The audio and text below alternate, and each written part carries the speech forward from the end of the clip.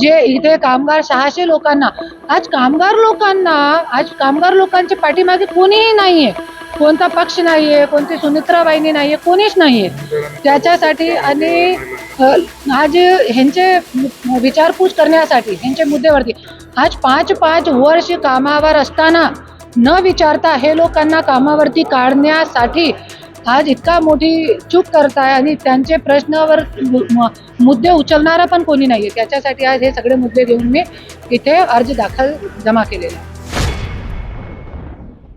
उमेदवारी अर्ज दाखल केलेला आहे. आणि याच्यामध्ये एकच भावना आहे की जरी लोकशाहीमध्ये आपण आहोत तो लोकशाही वाचवण्यासाठी लोकांना एक पर्याय म्हणून उभे राहायला पाहिजे. आणि आज बारामतीमध्ये पण खूप मुद्दे आहे, पाणीचा मुद्दा आहे आणि शेतकरी लोकांच्या जे सातबारा आहे ते कोरा करायचा आपल्याला. आणि ते जे साखरखाना आहे, कोणता साखरखाना, माळेगाव साखरखाना, जिथे सुनित्रा वहिनी स्वयं चेअरमॅन आहे, तिथे पण आज 500 लोकांना काढून टाकला होता कामावरती. आणि तुम्ही हे महिलांना बघू शकता, इकडे या, पुढे या. आणि हे पुणे जिल्हा सुरक्षा रक्षकने जे इथे कामगार 600 लोकांना आज कामगार लोकांच्या पाठीमागे कोणीही नाहीये, कोणता पक्ष नाहीये, कोणती सुनित्रा वहिनी नाहीये, कोणीच नाहीये त्याच्यासाठी. आणि आज ह्यांचे विचारपूस करण्यासाठी ह्यांच्या मुद्द्यावरती आज 5 वर्ष कामावर असताना न विचारता हे लोकांना कामावरती काढण्यासाठी आज इतका मोठी चूक करताय आणि त्यांचे प्रश्नावर मुद्दे उचलणारा पण कोणी नाहीये. त्याच्यासाठी आज हे सगळे मुद्दे घेऊन मी इथे अर्ज दाखल जमा केलेला आहे. बारामतीची निवडणूक तुम्ही जिंकाल याचा विश्वास आहे? विश्वास आहे ना, मला देवावरती विश्वास आहे आणि जनता जे माईबाप आहे त्यांच्यावरती मला विश्वास आहे. तुम्ही निवडणुकीच्या आखाड्यात राहणार की माघार घेणार, नक्की काय? नाही, माघार नाही घेणार, लढणार आहे मी. आणि मी मुंबईतून इथे याच्यासाठी आलेली आहे की लोकशाहीमध्ये पोटनिवडणूक आहे, अजितदादा सोबत आमची सहानुभूती आहे आणि अजितदादा आहे, त्यांच्याबद्दल आम्हाला काही नाही आहे. पण लोकशाहीमध्ये लोकशाही जरी जिवंत ठेवायची आहे, नाही तर तुम्ही बघू शकता आज पूर्ण महाराष्ट्रामध्ये घराणेशाही सुरू आहे. तिथे पवार घराणा, तिथे देशमुख घराणा, तिथे मुंडे घराणा, सगळीकडे तेच चालू आहे. आणि नवरा आमदार आहे तो बायको खासदार आहे. आणि आता राष्ट्रवादीकडून नवरा आमदार आहे तो BJP कडून बायको खासदार आहे. आणि त्यांचे जे घरके आहे, मुलगा मुलगी सून आणि ते काय काय असतात परिवारमध्ये, सगळे परिवारचे लोक, जिल्हा परिषद, पंचायत समिती, हे सगळं मध्ये असे पसरलेले आहे. तो पूर्ण घराणेशाहीचे जे जड आहे ते पूर्ण अशी पसरलेली आहे की त्यांना काढणं खूप अवघड आहे. तरी पण मी प्रयत्न करत आहे, क्योंकि माझ्यासोबत जे झालेलं आहे ते कोणासोबत होऊ नये. आणि आज घराणेशाहीमुळे लोकांचे मुद्दे कुठेतरी विसरलेले आहे. आणि आज हे गोरगरीब जनता जे आहे त्यांच्या प्रश्नावर बोलणारा, माझ्या प्रश्नावर बोलणारा कोणी ना होता, त्याच्यासाठी आज मी स्वतःच्या प्रश्नावर स्वतः लढत आहे. बऱ्यापैकी असं पाहायला मिळतं, जर स्थानिक उमेदवार असेल तर पसंती राहते, आयात उमेदवार जर असेल तर स्थानिक उमेदवार असेल तर पसंती राहते, पण आयात उमेदवार असेल तर त्याला फार कष्ट घ्यावे लागतात. आता तुम्ही बारामतीमध्ये कधी फिरलेला नाही आहात किंवा तसा तुमचा धंदावाद कधी दिसलेला नाहीये, अशा परिस्थितीत बारामतीचा मतदार किती स्वीकारेल? मी म्हणता की मी जिंकणार, लढणार. मी दिवस रात्र बारामतीमध्ये नाही, पूर्ण महाराष्ट्रामध्ये फिरते. बिकॉज ऑफ मीडिया जो है, महाराष्ट्राची मीडिया आहे, त्याचा खूप मोठा पाठबल मीडियाने मला दिलेला आहे, त्याचे मी खूप आभार मानते.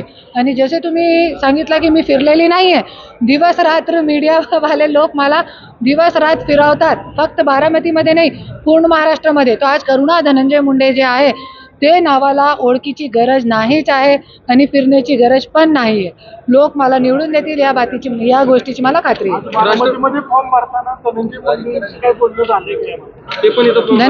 धनंजय मुंडे सोबत माझ्या 2 दिवस अगोदर बोलणं झाला होता आणि मी त्यांना सांगितलं की मी फॉर्म भरणार आहे सुनेत्रा वहिनीच्या समोर. तर त्यांनी सांगितलं ते तुमचा प्रश्न आहे, तुम्हाला भरायचं तर तुम्ही भरा, आम्ही लढू आणि तुमच्या समोर जिंकू. मी सांगितलं चालेल आणि त्यांनी मला ग्रीन सिग्नल दिला, त्यानंतर मी फॉर्म भरला आहे. जर राष्ट्रवादीकडून पवार गटाकडून बिनविरोध करण्यासाठी शर्तीचे प्रयत्न सुरू आहेत, जर तुमच्याशी वहिनीने संपर्क केला तर तुम्ही अर्ज माघारी घेतात? अर्ज माघार घेणार मी असं सांगू शकत नाही आता, है ना, क्योंकि मला तो लढायचा आहे, त्याच्यासाठी मी इतके लांबून मी आलेली आहे. 140 की स्पीड से मैं खुद गाडी चला के आई हूँ, क्योंकि पर्याय देणं खूप गरजेचं आहे आणि द्यायला पाहिजे. नंतर जे लोकांचे डोक्याची गोष्ट आहे, कोणाला डोक्यावर घ्यायचं आहे, कोणाला पाडायचं आहे, ते लोकांची गोष्ट आहे, पण पर्याय देणं आपला कर्तव्य आहे. महाराष्ट्राच्या राजकारणात आपण बघतोय की ज्या ज्या ठिकाणी जर एखादे नेते जे आहेत त्या ठिकाणी जर एक्सपायर झाले तर त्या ठिकाणी दुसरे पोट निवडणुकीत त्यांनाच हे दिलं जातं. तर नाही, असं सगळीकडे नाही झालेलं आहे. कोल्हापूरमध्ये मी बघितला होता, तिथे पण आमदारची मृत्यू झाली होती, तिथे पण निवडणूक झाली होती आणि असं इलेक्शन झाले होते, बिनविरोध नाही झाला होता. खूप ठिकाणी असं झालेलं आहे. विजयाचा किती विश्वास? 1001% विश्वास है, मीडिया पर भी विश्वास है, मीडिया वाले जिता देंगे. लोकशाही, हम प्रजातंत्र में है और प्रजातंत्र यदि हमें बचाना है, लोकशाही बचानी है, तो लोगों को पर्याय देना, एक मतदाता को एक पर्याय देना बहुत ज़रूरी है, जो कि मैं देने का प्रयत्न कर रही हूँ. और यहाँ के जो मुद्दे हैं, जो गोर गरीब लोगों को न्याय नहीं मिल रहा है, आज खाजगीकरण, हिंदी में क्या बोलते हैं उसको, प्राइवेटाइजेशन जो बहुत भारी मात्रा में अपने महाराष्ट्र में शुरू है, जैसे एसटी का हो गया, कामगार लोग हैं, जो मजदूर लोग हैं, उनको आज निकाल दिया जा रहा है ना विचार, मतलब बिना पूछे. आज 5-5 साल 10-10 साल जो कामगार लोग काम कर रहे हैं, हॉस्पिटलों में काम कर रहे हैं, कचरा उठा रहे हैं. अरे आप कचरा उठाने के लिए भी नहीं दे रहे हो लोगों को, रोटी खाने नहीं दे रहे हो, और आप नौरा अपना पति आमदार है, पति एमएलए है, तो पत्नी एमपी है, देवर बहू ये सब जिला परिषद सदस्य, कोई चेयरमैन है शुगर कारखान का, कोई कुछ है, कोई बैंक का मालिक है, कोई कुछ है. मतलब सब जो है वो इनके घरानों में है. बाकी जनता जो है वो ऐसे इधर उधर घूमे जा रही है, कहीं इसके पास जाती है न्याय के लिए, कहीं उसके पास जाती है न्याय के लिए. आज ये जो लोग हैं, ये महिलाएं मेरे पास आज इतनी दूर से जनरल डब्बे में बैठ के ट्रेन के मेरे पास आई थी. आज 600 लोगों को काम पे से निकाल दिया गया. ये भाऊ खड़े हैं, इनको साकर कारखाने पे से निकाल दिया है. सुनेत्रा बहनी जिसमें चेयरमैन है, आज 500 लोगों को वहाँ से निकाल दिया गया. पर इनका सुनने वाला कोई नहीं है, तो सुनना भी तो पड़ेगा ना आपको. प्रजातंत्र में है तो प्रजा की सुनेगा कौन. और आज यहाँ पे सीएम साहब के पास जाओ, कोई भी मंत्री के पास जाओ, तो उनके दरवाजे पे ताले मिलते हैं, या तो उनका पीए बैठा रहता है, कुछ जवाब नहीं देता वो. अगला एजेंडा यही है, पहले तो लोकशाही बचाना है, लोगों को जागरूक करना है, जनता को जागरूक करना है, जो कि ये मीडिया के माध्यम से हो सकता है.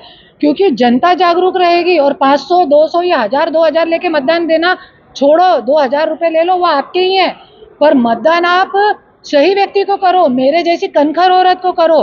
पूरा मेरा इंस्टाग्राम फेसबुक देखो, उस पर काम क्या क्या किए हैं. आज महाराष्ट्र में जितने सत्ताधारी है उतने उन्होंने काम नहीं करे होंगे जितने मैंने कोई पद पे ना रहते हुए करे.